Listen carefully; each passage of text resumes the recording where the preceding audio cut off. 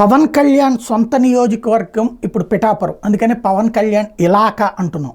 ఆ నియోజకవర్గంలో municipal council సమావేశంలో ప్రస్తుతం నా పక్కన కనబడుతున్నటువంటి దృశ్యాలు కమిషనర్కి డిఈఈకి మధ్యన జరిగినటువంటి ఘర్షణ ఏంటయ్యా అంటే, అంతకుముందు శాఖాపరమైన చర్యల కారణంగా ఏదైతే తొలగించబడ్డటువంటి అధికారి ఆ కోర్టు ఉత్తర్వుల ద్వారా అంగీకరించబడ్డారు. అయితే ఇప్పుడు అక్కడ కొత్త కాన్సెప్ట్ వచ్చింది.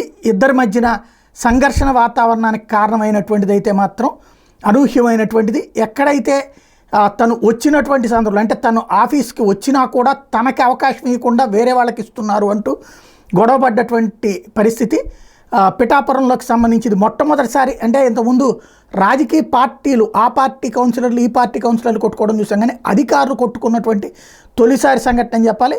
మున్సిపల్ సమావేశంలో కమిషనర్ కనకారావు, డిఈఈ భవానీ శంకర్ ఇద్దరు ఒకళ్ళ మీద ఒకళ్ళు దాడి చేసుకున్నటువంటి సంఘటన సంచలనం సృష్టిస్తుంది. కౌన్సిల్ సమావేశంలో కౌన్సిలర్ల సాక్షిగానే ఇద్దరు ఒకళ్ళ మీద ఒకళ్ళు వాగ్వివాదపడ్డారు, ఒకళ్ళ మీద ఒకళ్ళు పరస్పరం దాడి చేసుకున్నారు.